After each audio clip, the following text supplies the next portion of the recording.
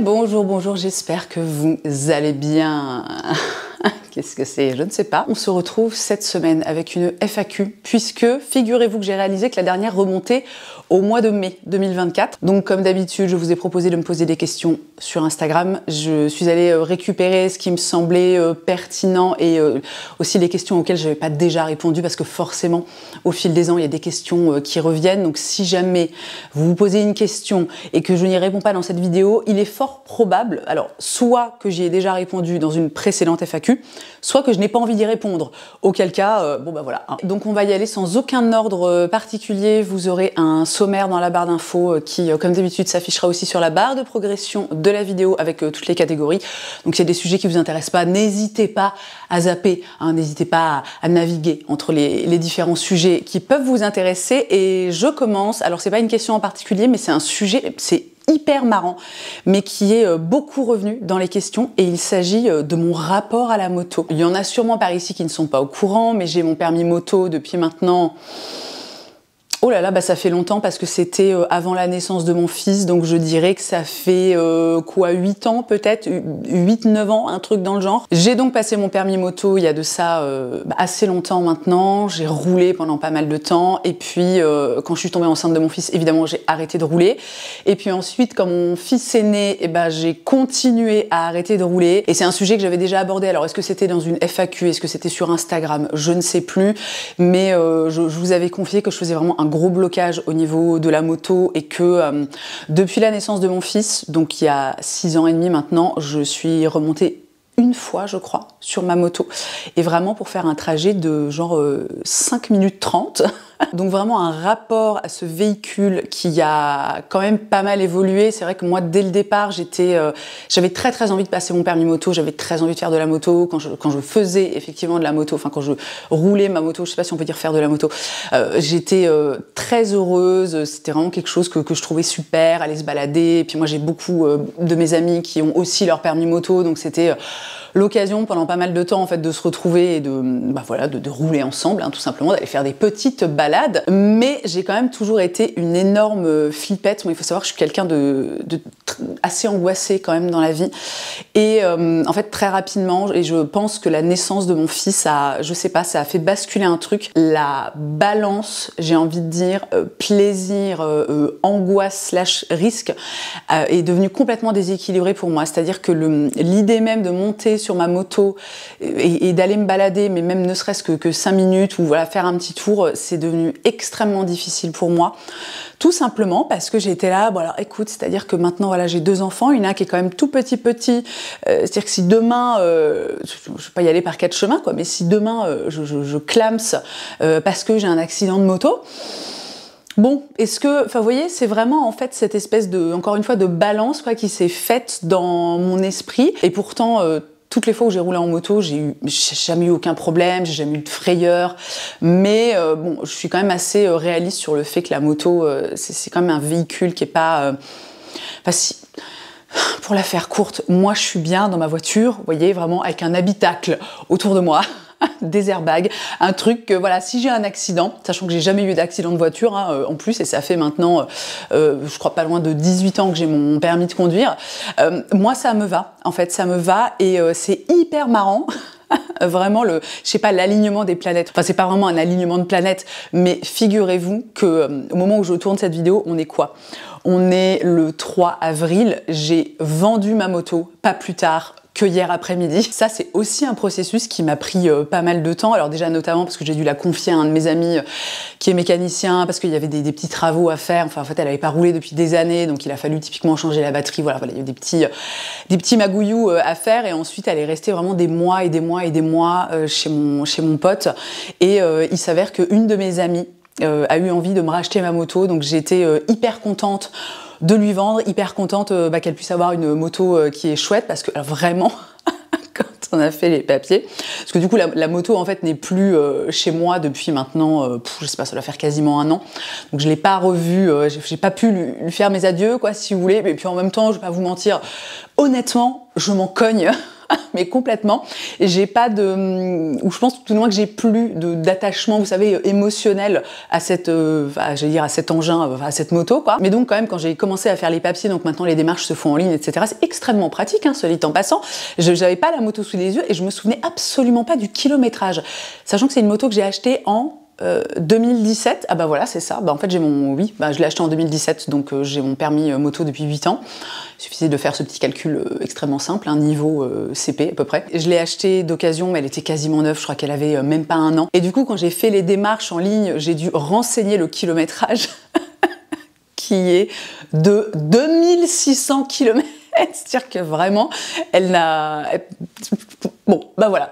Alors je suis ravie vraiment pour mon amie, je suis ravie qu'elle ait maintenant une super moto. Si jamais ça vous intéresse, j'avais une Harley Davidson, une 883, magnifique. Je l'avais fait repeindre en noir avec des paillettes, elle était très très belle. Je l'avais fait un peu rabaisser parce que bah, je ne suis pas très grande et bon, j'avais pas modifié beaucoup plus de choses dessus. Mais donc voilà, je pense que la vente de ma moto clôture officiellement cette partie de ma vie, cette ère, j'ai envie de dire, parce que vraiment, je me revois pas du tout, mais du tout. Alors, on n'est jamais à l'abri de rien. Vous savez que moi, je suis vraiment pas du genre à dire « ça n'arrivera plus jamais », mais à l'heure actuelle, pour moi, c'est impensable de me revoir, de remonter un jour sur une moto et de conduire une moto, quoi. Question suivante, absolument mais rien à voir, et ça aussi c'est marrant parce que c'est une question qui est beaucoup revenue.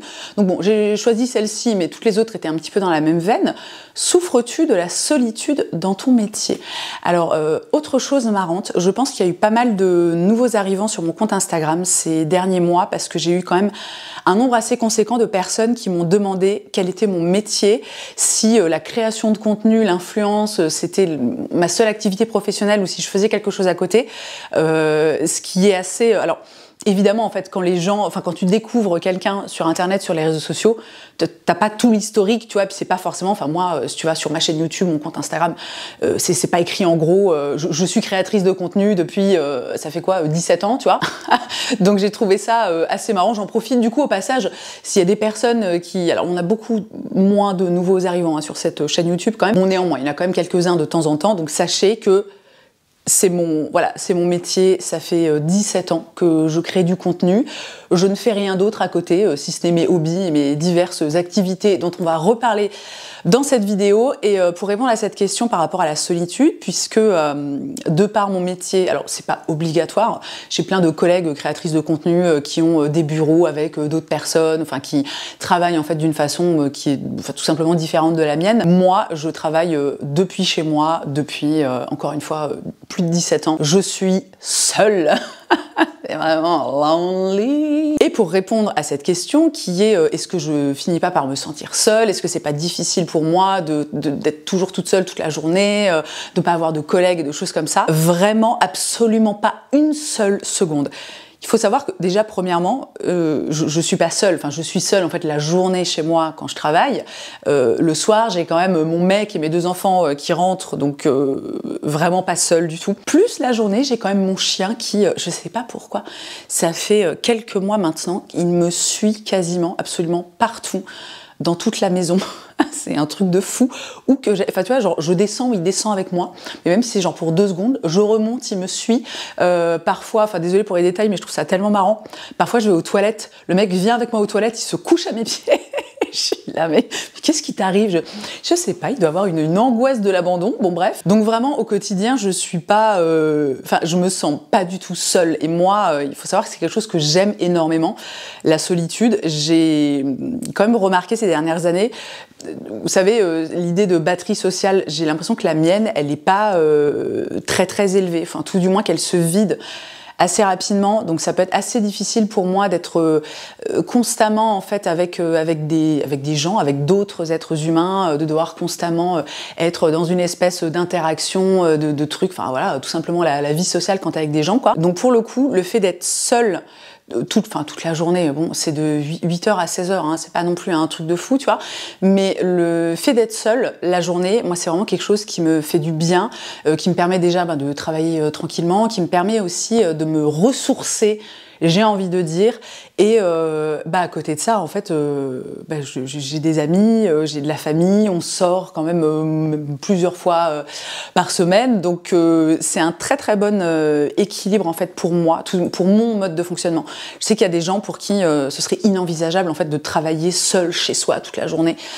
Pour moi, pas du tout. Moi, ça me correspond hyper bien. Pour ce qui est des collègues, c'est pas entre guillemets quoi, mais pour ce qui est des collègues de boulot, j'ai quelques amis en fait qui font le même métier que moi, donc si vous voulez, c'est voilà, on se fait des vocaux toute la journée, on se parle, on échange, c'est un peu comme si c'est vraiment pour moi le meilleur des deux mondes. C'est-à-dire que j'ai des échanges, je peux parler de mon métier ou des difficultés, voilà, qu'importe, mais je suis quand même toujours en fait dans ma j'ai envie de dire dans ma bulle de solitude, et ça franchement c'est trop bien. Mais après encore une fois, c'est que ça me correspond bien à moi, et que je pense aussi que ça fait tellement longtemps que je fais ça que pour moi c'est la norme, c'est vraiment la norme. Je me suis construite, je pense aussi comme ça en tant qu'individu. Donc vraiment, ne vous inquiétez pas, je me sens pas seule, mais absolument pas quoi. Question suivante, tu peux nous parler de tes cheveux blancs? J'ai 31 ans, j'en ai beaucoup, je résiste à les teindre, mais c'est dur. Alors ça c'est une question, je vais pas m'étaler 200 ans sur le sujet, notamment parce qu'en fait j'ai fait une vidéo à ce sujet qui est sortie... je sais pas, je dirais que ça fait 2-3 ans. J'essaierai de penser à vous la mettre dans le petit i et dans la barre d'infos. Mais comme d'habitude, tout le monde déjà ne suit pas forcément tous les contenus. Et puis il y en a qui arrivent en cours de route. Et je sais que ce sujet-là de mes cheveux blancs, alors dont on me parle quand même beaucoup moins ces derniers temps, tout simplement parce que, attendez, je vais vous faire... Mince, je suis un peu basse. Attendez, je vais me mettre comme ça. Il y a un truc qui est assez marrant avec mes cheveux, c'est que moi, ça fait plusieurs mois maintenant que je porte la raie au milieu. Et quand j'ai la raie au milieu, en fait, on ne voit quasiment pas mes cheveux blancs. Par contre, dès qu'ils sont tirés en arrière, en fait, on les voit beaucoup plus. Alors j'en ai beaucoup plus de ce côté-là. Et maintenant, je suis coiffée comme un pied. Pas que c'était génial avant, mais... Donc c'est marrant parce que moi, pendant très longtemps, je portais la raie sur le côté. Et vraiment, ma raie était de ce côté-là. Donc on voyait beaucoup mes cheveux blancs. Et on m'en parlait, mais alors absolument, mais constamment. Et quand j'ai commencé à porter la raie au milieu, alors c'est pas du tout... je porte pas la raie au milieu en fait pour cacher mes cheveux blancs, parce que je pense que vous l'aurez compris, notamment si vous avez vu la vidéo que j'ai faite il y a quelques années. Pour moi, les cheveux blancs, en fait, c'est un non-sujet. Vraiment, ça... Voilà, mais je sais que, vraiment, c'est malheureux, hein, mais que c'est un gros sujet, en fait, pour beaucoup de personnes, enfin, beaucoup de femmes à un moment. On va pas se mentir. Donc moi, évidemment, j'ai envie de vous encourager à garder vos cheveux blancs, parce que, en fait, c'est des cheveux, tu vois. Je veux dire, enfin, c'est con. Je sais que dans le fond, c'est pas aussi simple que ça. Mais moi, je sais pas. Ils ont commencé à arriver. C'est vrai que les premiers, ils ont dû arriver assez tôt en plus, parce que bon, alors l'air de rien, j'ai fêté mes 38 ans là il y a 2 jours. C'est vrai que le premier, j'étais là, qu'est-ce que c'est que ça? Mais passé ça, en fait, et honnêtement, j'ai dit avant que c'était un non-sujet pour moi, mais en vrai pas tellement, parce que moi j'ai envie de vous dire, je trouve ça beau. Voilà, moi je trouve ça joli. Ma mèche là, j'aime bien quand j'attache mes cheveux, quand je me fais une queue de cheval ou un truc comme ça, ou quand parfois je fais ma raie sur le côté, je trouve ça extrêmement joli. Le seul truc qui m'emmerde, c'est que en fait, c'est que mes cheveux blancs, la plupart, c'est vraiment les petits baby hair là qui ne poussent jamais. Donc c'est juste une mèche courte. Je suis vraiment extrêmement mal coiffée là, ça va pas du tout. Attendez. Oui, non, bon, laissez tomber, je n'arriverai à rien, c'est pas grave. De toute façon, c'est pas comme si j'étais connue pour mes coiffures incroyables. Donc bref, pour répondre à ta question, j'espère que tu regarderas cette vidéo, puis qu'il y en a d'autres éventuellement à qui ça parlera. J'ai fait une vidéo sur ce sujet où je rentre assez dans le détail, où on parle un petit peu de ce sujet qui est quand même, encore une fois, hein, je vous le dis, pour moi c'est quasiment un non-sujet, mais en réalité c'est un gros sujet quand on est une femme, les cheveux blancs. Donc je vous laisse cette vidéo dans le petit i et dans la barre d'infos. N'hésitez pas à aller la regarder si vous êtes un peu dans la même situation là que mon abonné qui se pose des questions, pour qui c'est un petit peu difficile. Et j'espère que cette vidéo vous inspirera et, je sais pas, peut-être vous aidera à éclaircir un petit peu tout ça. Question suivante que j'ai trouvée intéressante et qui prouve aussi encore une fois que y a des gens qui continuent à arriver, notamment sur Instagram, et qui n'ont pas forcément tout mon historique. Et je crois qu'elle est revenue plusieurs fois, celle-là. Est-ce que tu aimerais monter une marque un jour? Alors, réponse très simple et très concise, non. Vraiment, vraiment pas du tout. Pas du tout, du tout. Enfin, tout du moins à l'heure actuelle, encore une fois, moi je considère que rien n'est jamais gravé dans la roche et que souvent dans la vie, on change de façon de voir les choses, on change d'avis, etc. Et c'est cool. Mais ce qu'il faut savoir, et ce que peut-être certaines parmi vous savent, c'est que j'ai eu une marque pendant quelques années. Ça remonte à... c'était il y a un peu moins d'une dizaine d'années. J'ai lancé à l'époque avec une amie qui était donc mon associée, j'ai lancé une marque de prêt-à-porter qui s'appelait Numéro 7. On avait envie de faire les choses bien, on a essayé de faire les choses de façon la plus, on va dire, éthique possible, sachant qu'à l'époque, la mode éthique, on était vraiment quand même encore dans un truc très très niche. C'était beaucoup, vous savez, ces marques qui proposent beaucoup de basiques, du t-shirt en coton bio, fabriqué au Portugal, machin, des trucs comme ça. Aujourd'hui, la mode éthique, elle a tellement évolué, c'est un truc de fou en fait. Maintenant, t'as des tas de tonnes de marques qui font des trucs absolument canons. Et voilà, moi j'ai toujours adoré la mode, j'ai toujours adoré les vêtements. Ça a été vraiment une super expérience. Ça a duré quand même quelques... je pense qu'on on a lancé ça en 2015, il me semble, et on a fermé boutique en 2021 peut-être. Ça a été une expérience absolument formidable d'un point de vue professionnel parce que ça m'a permis de découvrir un corps de métier, j'ai envie de dire, que je ne connaissais pas. Moi, je m'occupais principalement on va dire, de dessiner les pièces, de les imaginer, les tissus, les coupes, les trucs comme ça. La partie aussi, alors vraiment avec des gros guillemets parce que je suis pas graphiste, mais un peu... vous voyez, c'est moi qui m'occupais de faire les photos, comment ça s'appelle, l'identité visuelle, vraiment gros guillemets sur ce terme parce que encore une fois je suis pas du tout graphiste, mais ouais, à l'époque ça m'a appris plein de choses, ça m'a permis de toucher à plein de trucs, c'était vraiment passionnant. C'est une marque qui a été hyper bien accueillie au moment où on l'a lancée. La première collection, on était vraiment sur une toute petite collection, mais la première collection a vraiment cartonné. La deuxième dans mes souvenirs, beaucoup moins. Et ensuite, il y a vraiment eu une espèce de fossé, quoi, de gap, de trou, de faille spatio-temporelle, j'ai envie de dire. Puisque moi, je suis tombée enceinte de mon fils et mon amie est aussi tombée enceinte. Donc, on a été... c'est pas qu'on a été obligés de mettre le truc en pause, mais par la force des choses, tout a un peu été mis en stand-by. Et je pense que j'ai l'impression que j'en ai déjà parlé de ça. En fait, au moment... où on a voulu, où on était sortis un peu des couches de tous les premiers mois très difficiles avec un nouveau-né, et où on a voulu en fait tout simplement relancer vraiment notre marque, sortir une nouvelle collection, etc. Le Covid est arrivé. Et alors là, en fait, ça a terminé de nous achever. On s'est accroché quand même pas mal de mois. On a tenté de faire des choses. On a eu quelques prototypes, tout ça, mais c'était tellement compliqué à l'époque. Vraiment, je pense que tout le monde s'en souvient. Le monde était dans un état. C'était du jamais vu, quoi. Et les délais étaient horriblement longs. Sachant que déjà de base, le processus de faire fabriquer des vêtements, ça prend un temps phénoménal. Donc là, avec la conjoncture de l'époque, quoi, de 2020-2021, franchement, c'était absolument horrible. Et on a fini par se rendre à l'évidence, quoi, que c'était trop compliqué, qu'on n'avait pas l'énergie pour ça, tout simplement. Et donc Numéro 7 a fermé ses portes. Je pense que c'était en 2021, quelque chose comme ça. Et autant ça a été une super expérience, je regrette rien du tout, et c'était trop bien, c'était hyper enrichissant. Autant je pense que vraiment aujourd'hui ça pèse dans la balance, dans le fait où j'ai pas une seule seconde envie de lancer une marque, mais de quoi que ce soit, tu vois. C'est pas forcément que les vêtements. Tu me dis demain, je sais pas, tu fais une marque de céramique, une marque de bijoux. Enfin, je veux dire, pour moi c'est hors de question. C'est pas quelque chose que j'aimerais pas, tu vois, même très loin de là. Moi, par exemple, je vous laisse imaginer que si je pouvais lancer une marque de tricot, une marque de mailles, ce serait vraiment absolument fabuleux et concrètement, j'adorerais ça. Mais cette expérience, en fait, avec cette marque de vêtements, avec Numéro 7, ça m'a appris que ça demande un temps et une énergie qu'à l'heure actuelle, en fait, je n'ai pas. Et que si ça se trouve je n'aurai jamais, et dans l'absolu c'est pas grave, quoi. Moi ça me va comme ça, je ressens pas le besoin Je sais, je comprends d'où vient cette question parce qu'en fait, il y a beaucoup de créateurs et de créatrices de contenu et d'influenceurs et d'influenceuses qui lancent des marques.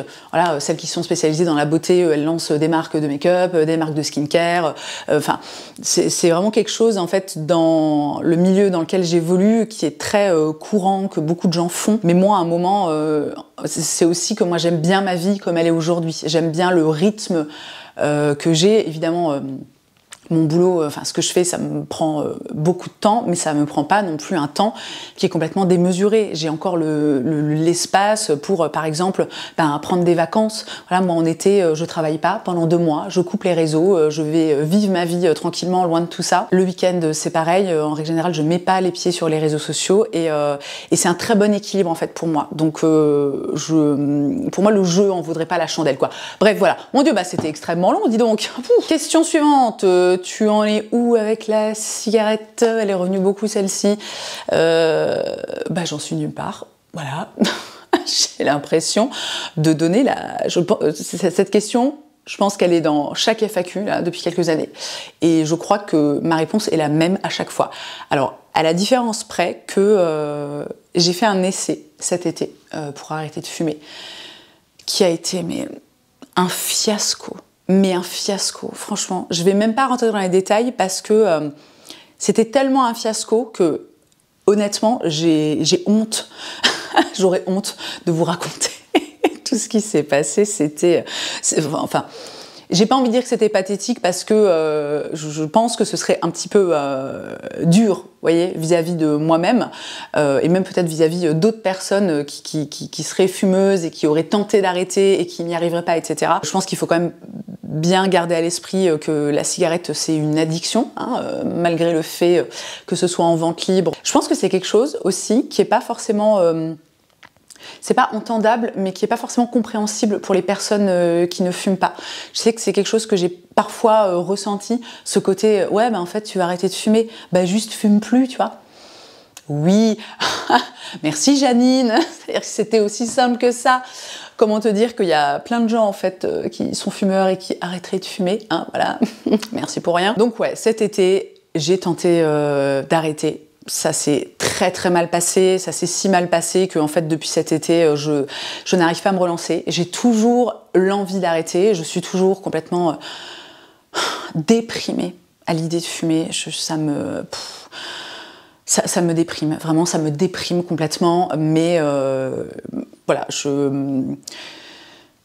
je sais pas. J'envisage éventuellement, ça c'est quelque chose que j'envisageais pas du tout il y a encore quelques mois, d'aller voir un hypnothérapeute ou vous savez, de faire des trucs un peu comme ça, de l'acupuncture ou encore une fois de l'hypnose. C'est honnêtement, je suis un peu dans mon rapport au tabac, je suis un peu dans l'incompréhension.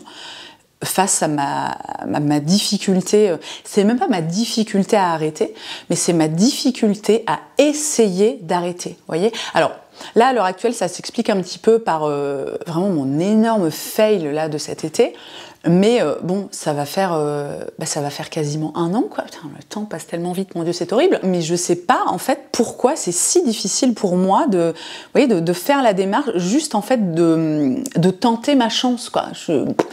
Voilà, je ne comprends pas. Bon, toujours est-il que c'est toujours un projet dans ma vie. Vraiment, moi, c'est pas du tout dans mon plan de vie. J'ai envie de dire, j'ai pas de plan de vie, mais de continuer à fumer, là encore, pendant des années. Enfin, si vous voulez, dans 2 ans, j'ai 40 ans. Je me souviens de l'époque où je me disais, avant mes 30 ans, j'arrête de fumer, quoi. On est quasiment 10 ans plus tard, ça ne va pas du tout. Bon, toujours est-il que on n'y est pas encore. J'espère vraiment qu'un jour, je vais pouvoir débarquer sur cette chaîne, je sais pas, peut-être la FAQ 2026 ou 2027 et vous dire, les gars, j'ai arrêté de fumer. J'en profite aussi pour envoyer des tas de tonnes de courage à toutes les personnes qui sont dans la même situation, qui sont fumeurs, qui essaient de trouver le courage, la force, la motivation, l'énergie d'arrêter de fumer, à toutes les personnes aussi qui ont arrêté de fumer et pour qui c'est sans aucun doute, j'imagine, difficile. Vraiment, on est ensemble, venez, on se fait un petit check, histoire de se sentir moins seul. Je passe maintenant à faire toute une petite section, la section appareil dentaire. Putain. Alors, première question, pourquoi avoir remis un appareil dentaire? J'en avais parlé vite fait sur Instagram, j'avais fait quelques stories pour expliquer mon choix. Non, c'est pas, non pas que je me sentais obligée de me justifier, mais c'est toujours intéressant en fait de parler de ce genre de sujet. Hein. Moi, j'ai décidé, alors, faut savoir que ça s'est pas fait en un jour. Hein. Moi, il y a environ, je dirais, 3 ans, j'ai commencé à remarquer que mes dents étaient en train de se déplacer, qu'elles étaient en train de se chevaucher, notamment mes dents du bas. Il faut savoir que moi, j'ai quand même globalement toujours eu les dents très bien alignées. Je n'ai jamais eu d'appareil dentaire quand j'étais adolescente. Et donc, quand j'ai vu ça, je me suis dit, merde, chier quoi.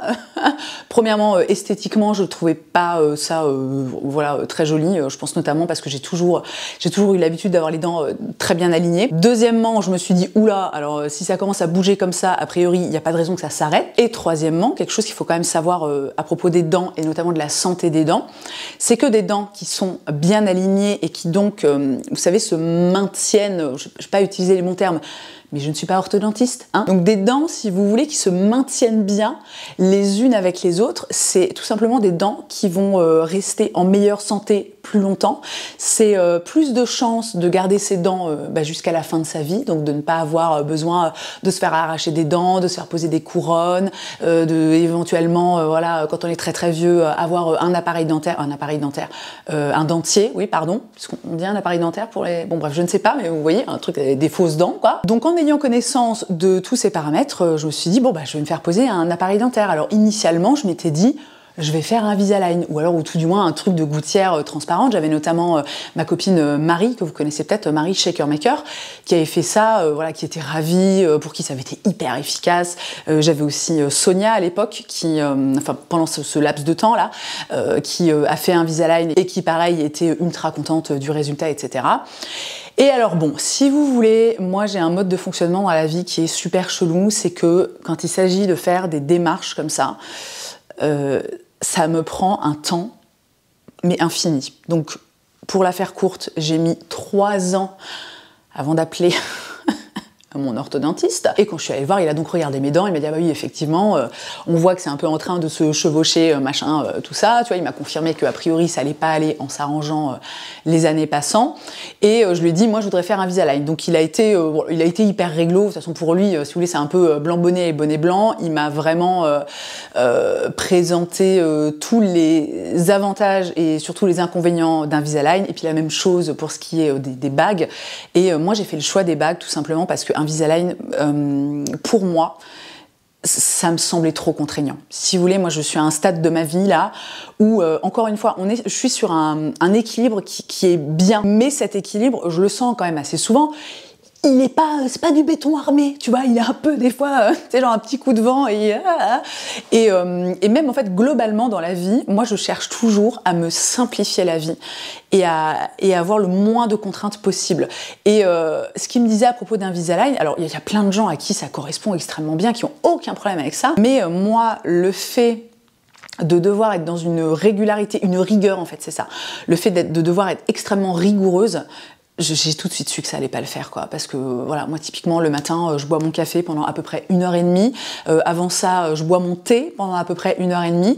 Donc ça veut dire que pendant ce temps-là, je peux pas avoir mes gouttières. C'est le bon mot en fait. Pour résumer, ça demandait une rigueur que je sentais que je n'allais pas avoir. Et du coup, je lui ai dit, on va mettre des bagues, en fait, tout simplement. On m'a demandé si j'avais eu des douleurs, notamment au niveau des cervicales, des maux de tête. Alors, pas du tout, mais petite particularité quand même, ce qu'il faut savoir, c'est que, vous voyez, voilà, moi mes bagues, elles ne sont pas sur toutes mes dents. Donc je pense que ça a été un énorme avantage au niveau des douleurs, des tensions, etc. C'est quelque chose qui me faisait très peur parce qu'en plus moi je suis très sujette aux céphalées de tension. J'ai très vite en fait mal à la tête parce que vous savez, j'ai les trapèzes hyper tendus, le cou, les trucs comme ça. Donc ça pour le coup, aucun maux de tête, pas de tension, de choses comme ça. Mais alors par contre au début, non mais j'ai galéré. Je pense que ça a duré 3 semaines où j'étais... Mais, alors je ne vais pas dire incapable de manger parce que c'est faux, mais où j'ai galéré à manger. J'étais incapable de croquer dans quelque chose, mais genre même une tranche de pain de mie, tu vois, c'était impossible. J'avais les dents, donc vraiment toutes mes dents du devant, mais ultra douloureuses. Pour vous dire, le premier mois où j'ai eu mon appareil dentaire, j'ai perdu 3 kilos. J'étais là, what the fuck. Alors heureusement, c'était pas du tout volontaire, parce que voilà, si vous me connaissez, je suis pas bien épaisse, quoi. Donc j'étais là, faudrait pas que ça dure trop longtemps. Donc heureusement, quand j'ai pu recommencer en fait à manger comme à mon habitude, j'ai repris mes 3 kilos. Et tout allait bien, mais c'est pour vous dire en fait à quel point quand même ça a impacté entre guillemets ma vie et surtout mon alimentation. À l'heure actuelle, donc là je suis, alors j'étais peut-être il y a un mois, il m'a resserré en haut, mais pas en bas, je pense. J'ai l'impression, il faudra que je lui demande la prochaine fois que je le vois. J'ai l'impression que c'est terminé et que ça y est, mes dents sont hyper bien alignées. En haut, on n'y est pas encore. Quand je sors de chez l'orthodontiste et qui m'a un petit peu manipulé, un peu resserré des trucs, il y a maintenant encore quelques jours où, pareil, je galère un peu, j'ai du mal à croquer dans les choses. Mais là, maintenant, globalement, ça se passe très bien, quoi. Le truc le plus relou, si vous voulez, c'est que... Non, mais hier soir, on a mangé des burgers. Écoutez, non mais c'est un carnage à chaque fois. J'ai vraiment, littéralement, mais la moitié du pain qui reste coincé dans mes bagues. C'est horrible. Alors évidemment ça s'en va après, puis tu te brosses les dents et puis c'est bon, mais à chaque fois je suis là, c'est l'enfer quoi. Et la dernière question à ce sujet qui est pas mal revenue, c'est globalement comment est-ce que je le vis cet appareil dentaire à 38 ans. Alors c'est un peu... c'est marrant, c'est un peu mi-figue, mi-raisin, enfin ambivalent, je sais pas comment dire. Je me souviens que quand j'avais fait un petit point en story, juste après m'être fait poser mon appareil dentaire, j'avais rebondi notamment sur l'aspect esthétique en disant que j'avais décidé que ce serait pas un sujet en fait pour moi. Et écoutez, on n'est pas là non plus pour voilà, et pour jouer du flutio et des trucs comme ça. Je vais être totalement honnête avec vous, il s'avère que l'aspect esthétique n'est pas si évident pour moi à gérer que ce que je pensais. J'étais vraiment partie en me disant ok, ça dure un an c'est pas long, tu vois, mais à la fois ça dure tellement longtemps, c'est horrible. Mais quand même au départ je me disais ok, c'est pas long, c'est un an, tu vas avoir des bagues, c'est pas grave, on s'en cogne, qu'est-ce que ça fait, tu vois. Et là, on est... attendez, quand est-ce que je me suis fait poser ces bagues? C'était début novembre, donc on a novembre, décembre, janvier, février, mars. On est à... C'était quoi? J'étais à 4 ou à 5, je ne sais plus. Bon bref, on est à quelques mois de portage de bagues et je dois bien reconnaître en fait que je le vis pas si bien que ça. Alors ça me... Comment dire, ça m'empêche pas de sourire, par exemple, de sourire à pleines dents, de rigoler. Je suis pas en train de me cacher derrière ma main ou d'être tout le temps, vous savez, comme ça, là. Mais en fait, je me sens beaucoup moins jolie qu'avant, tu vois. Vraiment, c'est un côté où ça me saoule. En plus, en ce moment, c'est particulièrement... Enfin, je vais dire difficile, c'est vraiment des guillemets. Hein. Je vous dis, ça me pourrit pas la vie, ça me pose pas de problème, mais c'est un truc... entre moi et moi, vous voyez ce que je veux dire? En ce moment, mes dents du haut ont vachement avancé, donc c'est normal, quoi. J'imagine que, je sais pas, il les fait avancer, il fait son taf d'orthodontiste, quoi. À un moment, voilà, il sait ce qu'il fait, je lui fais confiance et je doute pas une seule seconde que ça ne va pas rester comme ça. Mais toujours est-il que mes dents en haut ont vachement avancé. Et en fait, ça me perturbe, mais à mort, parce que moi, j'avais vraiment les dents qui étaient, vous voyez, j'avais pas de... Il n'y a rien qui avançait ni trop ni pas assez. Alors j'en avais qui étaient un peu décalés, un peu twistés comme ça. Là ces derniers temps, putain, même quand je souris, des fois je me vois sur des photos. Je me suis vue en vidéo la dernière fois. J'ai fêté mon anniversaire il y a pas longtemps et on m'a filmé et du coup je me suis vue en fait de profil, ce qui arrive pas si souvent quand même. Et j'étais là, ah oui quand même. Mais je réalise bien qu'en fait personne ne remarque ça. Personne, vous voyez, j'ai pas les dents qui avance de 10 cm de plus que tout le reste. Mais c'est vraiment un truc personnel. C'est parce que moi, je me suis connue pendant quasiment 38 ans avec mes dents d'une certaine façon, à un certain endroit, et du coup, ça me perturbe. Mais, encore une fois, j'en ai encore pour, aller 6, 7 mois maxi. À la fin de l'année, quand on sera en 2026, c'est sûr et certain que je serai débarrassée de ces bagues et... c'est juste pour moi le petit prix à payer qui est pas c'est pas bien méchant quoi je trouve. Voilà, ça fait un peu chier. Des fois je me regarde dans le miroir et je suis là pas facile. D'autant plus que moi entre le thé, le café, je suis pas sûre que la cigarette, la nicotine ça joue. Je pense vraiment que dans mon cas c'est le thé et le café parce que ce que je vous disais avant. j'en bois pas mal et surtout j'en bois pendant longtemps. Donc évidemment, enfin, je sais pas, je bois une gorgée de café et je vais me brosser les dents, puis je bois ma deuxième gorgée, puis je retourne me brosser les dents, tu vois. Mais donc mes élastiques finissent toujours par jaunir hyper rapidement.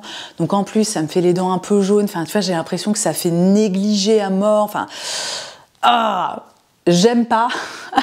Pour résumer, mais je sais qu'une fois que ce sera terminé, en fait, je vais être hyper contente.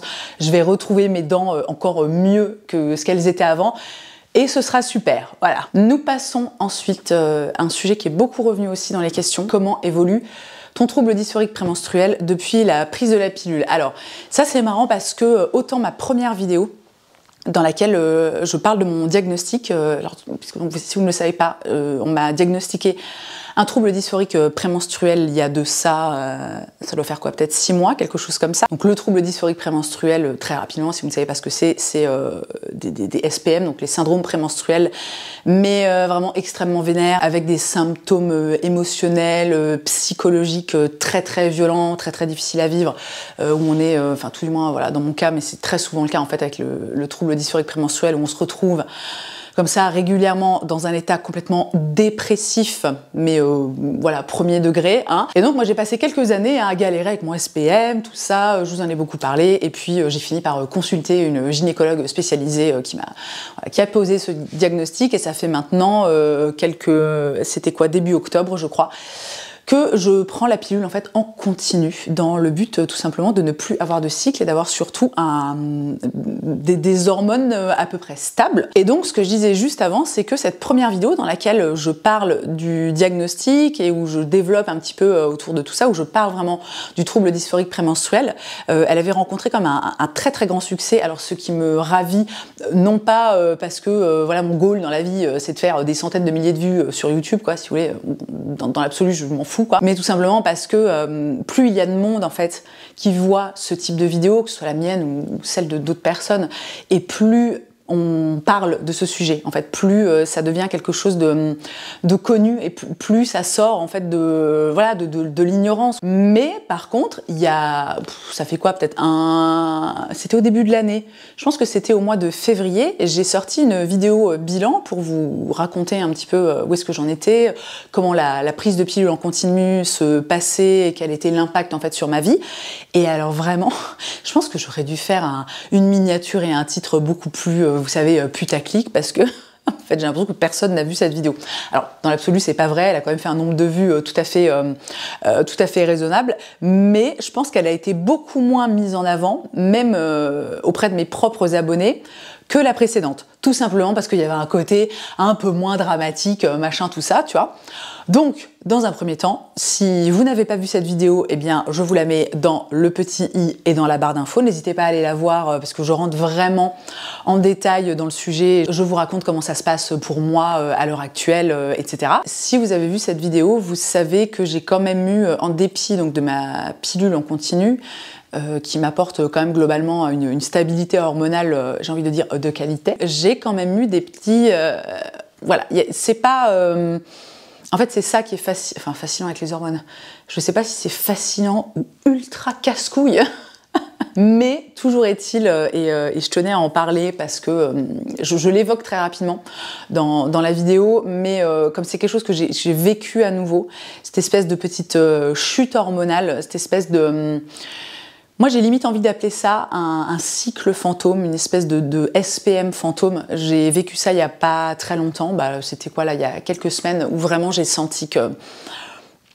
Vous savez, tu te réveilles un matin et tu te dis mais pourquoi je suis comme ça là, pourquoi je me sens mal, pourquoi je suis démotivée, pourquoi je suis déprimée, et en fait bon, alors quand comme moi t'as vécu ça pendant des années, moi je fais très vite le lien, en fait je me dis bon voilà, j'ai juste un petit down, mais c'est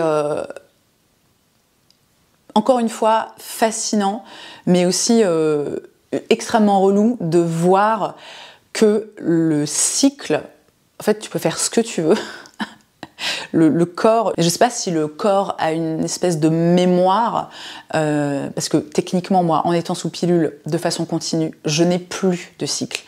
Donc, est-ce que mon corps une forme de mémoire du cycle. Est-ce que, voilà, je ne sais pas comment ça s'explique. C'est vrai que je m'attendais au départ à vraiment à commencer à prendre la pilule et passer les premiers mois un petit peu de mise en place du truc.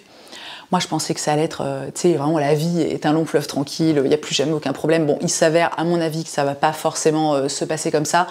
C'est marrant aussi parce que j'ai vu ma sage-femme il y a pas très longtemps et elle savait pas, en fait, parce que moi, j'ai consulté quelqu'un d'autre que ma sage-femme, j'ai consulté une gynéco. Donc, je lui racontais, alors elle était hyper contente pour moi, mais je lui disais quand même que de temps en temps, je sentais qu'il y avait des petits downs et en fait, elle me confirmait ce truc qui est que, effectivement, elle le voit auprès de certaines de ses patientes, même en prenant la pilule en continu, parce qu'il y a quand même, c'est comme des choses qui arrivent assez régulièrement, je pense notamment aux personnes, par exemple, qui ont de l'endométriose, elle me disait qu'en fait, ouais, c'est aussi un retour qu'elle a, que parfois, elle a certaines patientes qui sont sous pilule en continu, et ce même depuis des années, et qui lui disent, putain, c'est marrant, j'ai vraiment eu des symptômes de SPM, ou l'impression que j'allais avoir mes règles, alors que, en fait, d'un point de vue technique, physiologique, quoi, je sais pas comment dire, c'est impossible, tu vois. Voilà où j'en suis. Je ne regrette absolument pas mon choix.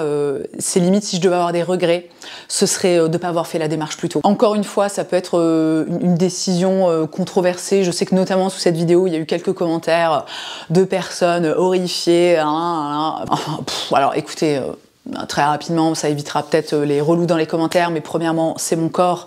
Deuxièmement, c'est mon corps. Troisièmement, c'est mon corps. Donc occupez-vous du vôtre, hein, voilà. Je passe maintenant à une petite section, évidemment, sur le tricot. Là aussi, beaucoup de questions. Première question, on m'a demandé combien d'heures passes-tu à tricoter chaque semaine et chaque week-end? Alors malheureusement, la réponse est je n'en ai absolument aucune foutue idée. Je tricote néanmoins énormément, ça prend beaucoup de mon temps libre. Premièrement parce que, vous l'avez sûrement compris, mais j'adore ça, ça me fait énormément de bien, ça m'apporte énormément de joie. Deuxièmement parce que un des gros avantages du tricot, c'est que t'es pas obligé, alors moi j'adore, hein, me poser, tricoter pendant 3 heures d'affilée, vraiment ça peut être mon dimanche de rêve, tu vois, mais au quotidien, et notamment la semaine, c'est pas forcément évident de caler de 3 heures de tricot, mais ce qui est hyper intéressant avec le tricot, c'est que justement, t'as pas besoin de te caler pendant 3 heures. Moi, parfois, ça arrive le matin, j'attends que mon café soit prêt, vous voyez, il est sur le feu, et hop, tu vois, je me fais quelques mailles, ou alors, je sais pas, quand je prends mon repas à midi, souvent je me mets une petite série, un truc de voilà, 20-30 minutes. Si j'ai pas fini mon épisode, hop, j'attrape le tricot le plus proche de moi et puis je fais voilà, quelques mailles, quelques rangs. Le week-end, évidemment, je tricote quand même beaucoup plus parce que bah, j'ai plus de temps, hein, tout simplement, c'est le week-end, je ne travaille pas. Donc au niveau de mon temps libre, ça représente une grosse partie de mon temps libre. Alors après, ben, je fais d'autres choses, j'ai d'autres hobbies, et puis encore une fois, bah voilà, je sors, je vois mes amis, ma famille, des trucs comme ça, et je suis pas non plus tout le temps en train de tricoter. Ça m'arrive parfois, je sais pas, genre un repas de famille, un truc un peu long.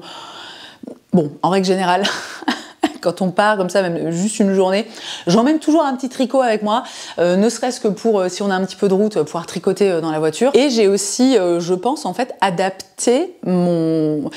comment dire? C'est pas que j'ai adapté mon mode de vie, mais moi, avant, j'étais... Enfin, comme beaucoup de personnes, je passais quand même beaucoup de temps sur les réseaux sociaux, donc à scroller, alors notamment, pour moi, c'est Instagram. YouTube aussi, évidemment. Alors, sachant que, bon, YouTube, je peux, par exemple, sans aucun problème, regarder une vidéo YouTube et tricoter en même temps. Et c'est vrai que depuis que je tricote, mon temps d'écran a quand même beaucoup réduit. Notamment mon temps de scroll quoi, sur Instagram. Je sais pas, je vais regarder mon temps d'écran d'Instagram. Ça va être un peu nul parce que j'ai pas de point de comparaison avec avant. Mercredi, j'ai passé 29 minutes sur Instagram. Le jour suivant, bon un petit peu plus, mais parce que souvent le mercredi aussi je travaille pas parce que je suis avec mon fils. On était sur 1h50, 1h43. Ça c'était quoi? Oh bah alors ça c'était un dimanche. Voilà, donc typique, hein, dimanche dernier, j'ai passé 16 minutes sur Instagram. Voilà, donc c'est ça aussi, en fait, à un moment, j'ai réorganisé mes priorités, je sais pas comment dire, et je passe moins de temps sur mon téléphone, et du coup, bah, j'ai plus de temps pour tricoter. Et j'ai l'impression de m'être un peu, je sais pas, j'ai l'impression de m'être un peu égarée là pendant cette question. On m'a ensuite demandé comment as-tu commencé le tricot? Ça, c'est une question à laquelle j'ai répondu dans cette vidéo, la vidéo dans laquelle je vous donne tous mes conseils ou quasiment, vraiment pour débuter le tricot, pour se lancer. Si jamais ça vous intéresse, une fois de plus, un petit i barre d'infos, n'hésitez pas à aller la regarder. Et au début de cette vidéo, j'explique en fait comment j'ai commencé le tricot. Je vais quand même y répondre ici parce que vous n'avez pas forcément envie de changer de vidéo, d'aller regarder l'autre, donc allons-y très rapidement. Il y a le côté un peu mignon, sympa, où j'ai commencé à apprendre à tricoter avec ma mère quand j'étais adolescente, mais vraiment la base de la base de la base, à savoir monter des mailles, faire des mailles en droit et ensuite rabattre les mailles, quoi. Mais c'était il y a si longtemps et j'ai pas pratiqué aussi pendant tellement d'années que quand je m'y suis remise, il y a maintenant, je pense que ça doit faire 2 ans, en fait j'ai dû tout réapprendre, quoi. Donc tout simplement, qu'est-ce que j'ai fait? Je suis allée sur YouTube, j'ai regardé des vidéos et je me suis démerdée comme ça, en fait, tout simplement. Alors je sais qu'il y a des personnes pour qui c'est difficile, qui ont du mal avec le format vidéo. Il y a des personnes qui me disent, j'ai notamment une amie qui a essayé de commencer à tricoter et en fait qui n'y arrivait pas. Il y avait un truc, en fait, ça cliquait pas, quoi, si vous voulez. Et elle a pu passer un moment avec une de ses amies qui, elle, s'est tricotée et qui a pu lui montrer. Et pour le coup, voilà, hyper rapidement, c'était réglé. Elle a compris, en fait, la mécanique, quoi, le mouvement, et c'était parti. Donc, bon, si je peux placer un petit conseil dans cette vidéo FAQ, c'est si jamais vous vous en sortez pas avec les vidéos, essayez de trouver quelqu'un qui peut vous guider, qui peut vous aider, que ce soit voilà, un atelier, un prof particulier, votre grand-mère, votre tante, voilà, qu'importe. Et pour le coup, moi, toutes les nouvelles techniques que j'apprends, parce que je tricote beaucoup et maintenant ça commence, ça fait maintenant 1 an que j'ai vraiment commencé à tricoter de façon sérieuse et que mon niveau entre guillemets a augmenté. En fait, moi je continue toujours à aller voir des tutos sur YouTube. Pour moi, je sais pas, je pense que ça doit correspondre à la façon dont mon cerveau fonctionne. Typiquement, il y a pas longtemps, j'ai tricoté une chaussette et j'ai fait une espèce de mélange entre un patron gratuit et une vidéo sur YouTube pour faire le talon, parce que voilà, la façon de faire dans le patron me bottait pas des masses, et en fait pour moi ça fonctionne hyper bien. Donc voilà, c'est le conseil que je peux donner, mais après, encore une fois, si jamais ça fonctionne pas pour vous, ben, il faut trouver des gens, quoi, qui peuvent vous expliquer. Et enfin, on m'a demandé sur quel site je me fournis en laine. Alors, je vais pas forcément faire la liste là, comme ça, parce que déjà, je les ai pas forcément tous en tête, mais il faut savoir que moi, je n'ai absolument pas de magasin de fil à proximité, donc j'achète tout mon fil sur Internet, ce qui est super, parce que j'ai du coup, t'as accès en fait à une quantité de références, mais pas possible. Alors je commande évidemment beaucoup sur des sites français, mais ça m'est arrivé de commander aux Pays-Bas. J'ai déjà dû commander aussi au Danemark. Donc évidemment c'est génial parce que ça t'offre un choix, mais incroyable. Le truc un peu moins cool, c'est que parfois c'est un peu relou de pas pouvoir voir les fils, voir les toucher, voir les couleurs, les coloris surtout. Moi j'ai déjà eu des petites surprises, parce que c'est toujours compliqué en fait de photographier une couleur et d'avoir un rendu qui est extrêmement fidèle à la réalité. La couleur peut être modifiée par la photo, mais aussi par le type d'écran sur lequel on regarde la photo, etc.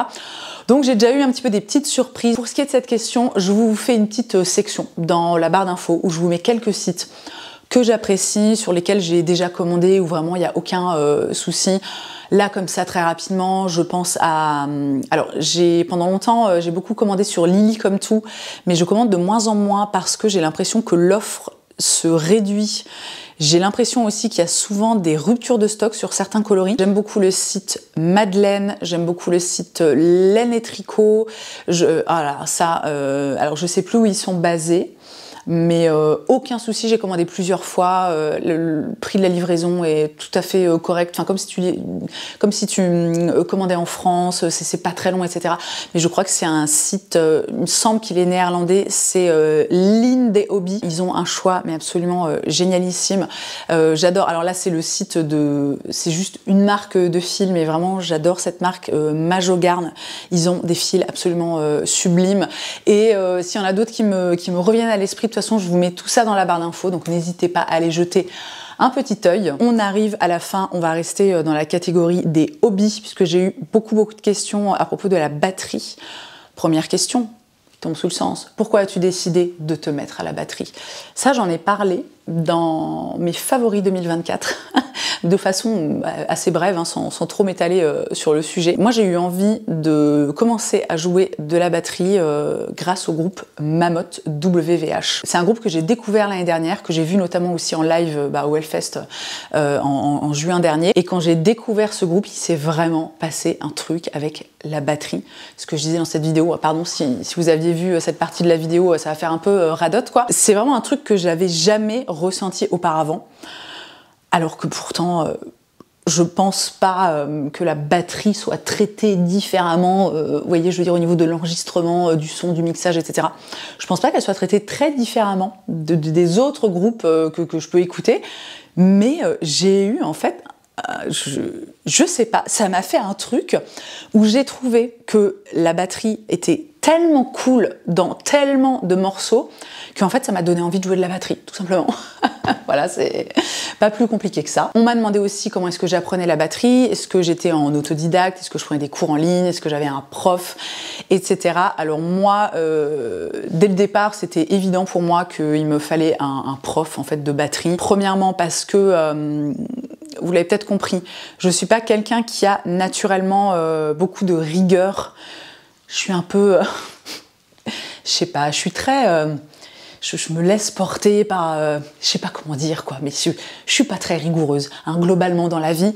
Donc pour moi, le fait d'avoir un prof, d'avoir un rendez-vous hebdomadaire, donc toujours à la même heure, je savais que c'est ce qu'il me fallait parce que c'est ce qui allait me permettre de pas, si vous voulez, voilà, faire de la batterie 10 minutes au mois de janvier, et puis après ne plus en faire pendant 3 mois, et puis vraiment rester à une espèce de truc complètement stagnant. Je trouvais ça aussi sympa, passant encore une fois quand même beaucoup de temps chez moi, je trouvais ça sympa juste de sortir, de voir un petit peu du monde. Bon qui plus est, mon prof de batterie est un pote, donc c'est d'autant plus sympa. Il y a des personnes qui m'ont demandé si, d'après moi, c'était possible d'apprendre la batterie en autodidacte.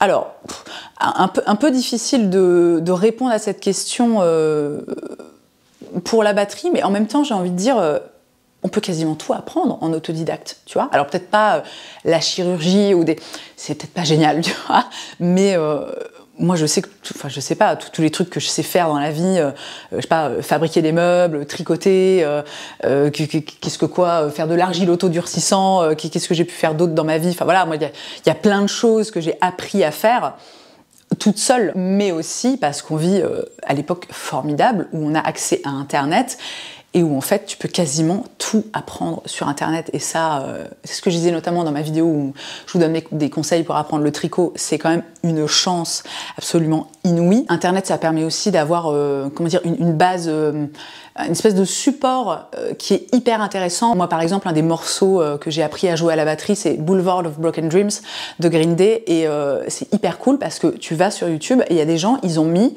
le morceau mais sans la batterie. Tu vois, donc vraiment, t'es là, c'est absolument fabuleux, merci beaucoup. Il y a aussi énormément de personnes qui font ce qu'on appelle des drum covers, c'est-à-dire des covers de... Ils prennent une zik, si vous voulez, n'importe laquelle. Voilà, on va reprendre Boulevard of Broken Dreams, par exemple, et il joue de la batterie par-dessus. Donc c'est hyper cool parce que tu vois, ah tiens, lui, il fait ça comme ça, tu vois, ok, à tel endroit, nanani, nanana. T'as aussi des gens, et ça c'est absolument fabuleux, moi en ce moment je travaille sur I Feel Like Dancing de Jason Mraz. Impossible de trouver une partition. Par contre, j'ai trouvé un mec, je crois qu'il est coréen, qui a fait donc un drum cover de ce morceau et qui a eu la gentillesse, j'ai envie de dire la générosité, de mettre tout au long de la vidéo, en fait, la partition. Tu vois, donc qu'est-ce que j'ai fait? J'ai fait des petites captures d'écran, me suis fait des petits collages et hop, une partition. Alors bon, il faut un peu... il faut faire un peu preuve d'ingéniosité, mais pour revenir à cette question, est-ce qu'on peut apprendre ça en autodidacte? Mais en fait, bien sûr, si vous êtes motivé, si c'est quelque chose qui vous tient énormément à cœur, si on n'a pas forcément les moyens ou le budget de se payer un cours de batterie par semaine, ce qui est quand même, je pense pour moi, c'est vraiment le minimum, tu vois, si tu veux un petit peu évoluer, avancer, évidemment, c'est possible. Alors après, encore une fois, pour moi, je pense que c'était pas du tout adapté, mais vous connaissez ma devise, une de mes devises dans la vie, qui est que à cœur vaillant, rien d'impossible. Ok, donc si ça vous chauffe, quoi, allez-y, lancez-vous. Ce sera peut-être un petit peu galère, mais c'est possible. Voilà, tout est possible en fait. Quel beau message d'espoir. On en a bien besoin en ce moment. À propos de la batterie, on m'a demandé aussi combien d'heures de travail, enfin combien d'heures par semaine je jouais de la batterie. Alors ça, c'est vraiment extrêmement variable. Je vais avoir des semaines où, justement, je vais réussir à avoir une forme de rigueur. Je vais me mettre dans une espèce de, vous savez, de planning où, voilà, le matin, je bosse, à midi, je mange. Quand j'ai terminé mon repas, en règle générale, vers midi et demi, je vais aller faire minimum 30 minutes de batterie. Ça, c'est quelque chose que j'essaie de mettre en place, auquel j'arrive pas toujours à me tenir. J'ai aussi souvent tendance à faire de la batterie le samedi parce que de temps en temps, mon fils va chez ses grands-parents et du coup, j'ai le temps et l'espace pour faire de la batterie pendant un petit peu plus longtemps. J'ai mon cours, évidemment, d'1 heure de batterie toutes les semaines, mais bon, quand même, globalement, si vous voulez, je passe pas du tout un temps faramineux à jouer de la batterie. Sachant que, je l'ai pas précisé, mais j'ai pas tellement de but avec cet instrument. On m'a demandé notamment si j'avais prévu de jouer en groupe. Alors, pour le moment, vraiment, absolument, mais pas du tout. J'ai fait 2 heures en groupe, mais dans mon école, en fait, dans l'heure suivante, dans l'heure qui suit mon cours de batterie, il y a 2 autres personnes qui viennent et on a déjà joué ensemble, voilà, 2 fois. Je trouve ça hyper sympa, c'est très très chouette. Mais alors moi, mon but, c'est pas du tout de commencer à faire des concerts, d'avoir un groupe de... Déjà, en fait, j'ai pas le temps. J'ai pas le temps, j'ai pas l'énergie. Et puis surtout, en fait, j'ai pas envie. Je suis hyper contente de faire de la batterie. Je suis hyper contente de voir ma petite progression. Parce que, encore une fois, j'en fais pas non plus énormément. Donc forcément, la progression est pas faramineuse. En me lançant là-dedans, ce que j'avais envie de faire, tout simplement, c'est d'apprendre quelque chose de nouveau. Parce que moi, c'est un truc que j'adore dans la vie. Je trouve qu'il y a tellement, en fait, on peut faire tellement de choses, on peut apprendre tellement de choses, il y a tellement de trucs qui sont passionnants, intéressants. J'aime bien aussi me lancer des challenges parce que je trouve ça cool et que pour moi, en fait, il est jamais trop tard pour apprendre de nouvelles choses. Et nous avons été coupés car mon appareil n'avait plus de batterie. Qu'est-ce que j'étais en train de dire? Je crois que j'étais en train de dire que pour moi, il n'y a pas d'âge, en fait, pour apprendre de nouvelles choses. Alors que, malheureusement, j'ai l'impression, alors évidemment, c'est pas l'état d'esprit de tout le monde, je le sais très bien. Mais j'ai comme l'impression que l'apprentissage de nouvelles choses, mais notamment voilà, d'un instrument par exemple, ou voilà, qu'importe, on associe quand même énormément ça à quelque chose qu'on fait quand on est enfant ou quand on est adolescent. Et que, en fait, passer ça, tu vois, c'est genre tu peux plus apprendre de nouveaux trucs parce que, je sais pas, parce que t'es vieux, parce que t'es t'es vieux, mais t'es trop âgé. Et j'avais notamment eu, putain, alors ce commentaire, il m'avait déprimé au dernier degré. C'était pas un commentaire, c'était un DM d'une nana où j'avais dû poster une vidéo de batterie et j'ai une meuf qui m'avait envoyé un DM, mais genre infâme, en me disant que quand même je me posais pas des questions sur moi-même, là, qu'est-ce que c'était que ce besoin de toujours apprendre des nouvelles choses, est-ce que j'avais pas un truc à combler, et que quand même j'avais presque 40 ans et que j'étais maman et que et j'étais là. Oh mon Dieu, la tristesse absolue. J'ai pas répondu. Je l'ai bloqué en fait. Je lui ai rendu service parce que, de toute évidence, vu les DM qu'elle m'envoyait depuis plusieurs mois, la meuf passait vraiment pas un bon moment. En regardant mon contenu, j'étais là, écoute, Martine, je vais te... Elle s'appelait pas Martine, hein. Pardon si vous vous appelez Martine. Si je vais te rendre service, hein, voilà, tu ne verras plus mon contenu, ça va bien se passer, tu vas voir. Bref, et j'avais trouvé ce commentaire, mais d'une tristesse absolue, ce truc de... T'as bientôt 40 ans, t'es mère de famille, mais ça veut dire quoi? Ça veut dire fais-toi chier? Bah écoutez, non, moi je ne suis pas d'accord, quoi. Enfin, tout du moins, c'est pas du tout mon état d'esprit. S'il y a des gens que ça choque ou que ça interloque, j'ai envie de dire que vraiment je m'en bats les reins, tu vois. Moi j'ai vraiment envie d'encourager les gens et j'espère un petit peu que c'est ce que j'arrive à faire en étant tout le temps en train de vous parler de mes nouvelles passions, mes nouveaux hobbies, et je suis en train de regarder ce que j'ai fait, je suis en train d'apprendre ça, c'est génial. Parfois c'est pas des trucs qui durent dans le temps, mais j'espère en fait qu'il y a certaines personnes à qui ça donne envie d'apprendre des nouveaux trucs, de se challenger un petit peu, et juste, vous savez, en fait ça apporte vraiment... beaucoup de satisfaction, ça apporte beaucoup de fierté, ça apporte de la confiance en soi, c'est génial. Et on n'est pas obligé d'apprendre des trucs complètement barges, encore une fois, il ne s'agit pas d'aller apprendre à faire de la chirurgie cardiaque, tu vois, mais juste un petit truc, voilà, apprendre un petit truc, genre, je sais pas, apprendre à se servir d'une scie sauteuse, c'est génial, après tu peux... Je sais pas pourquoi je prends cet exemple. Il n'est pas génial. Mais voilà, bref, je vais pas non plus m'étaler encore 453 ans sur le sujet, mais j'avais quand même envie de le dire parce que c'est chouette en fait d'apprendre de nouvelles choses et ça permet aussi un petit peu d'entretenir son cerveau, de le garder un peu vif, hein, et autant vous dire que moi, j'en ai bien besoin. Je crois que j'ai fait le tour des questions. Bon, comme d'habitude, les vidéos FAQ, c'est toujours extrêmement long, mais si jamais vous avez tout regardé et que vous êtes arrivé jusqu'à la fin de cette vidéo, alors déjà, vraiment, je vous sers une bonne pince, hein. Félicitations. Et on va mettre un petit emoji. Qu'est-ce qu'on va mettre comme emoji? Eh ben, vous savez quoi? Comme c'était mon anniversaire il y a 2 jours, donc aka le 1er avril, on va partir sur l'emoji poisson. Voilà, laissez-moi un petit poisson dans les commentaires, s'il vous plaît. J'espère que vous aurez passé un bon moment, que ça aurait été sympa, divertissant, intéressant peut-être aussi, pourquoi pas. Si c'est le cas, n'oubliez pas de liker cette vidéo. Vous pouvez aussi, bien évidemment, vous abonner. Si vous avez envie de me voir de façon plus régulière, vous pouvez me retrouver sur Instagram. Si vous avez envie de ne voir que du contenu tricot, et vous avez le droit, vous pouvez me retrouver sur mon 2e compte Instagram, Smells Like Knit Spirit. Et dans tous les cas, merci d'avoir passé ce moment avec moi. Je vous souhaite une très belle journée. Je vous embrasse et je vous dis à jeudi prochain.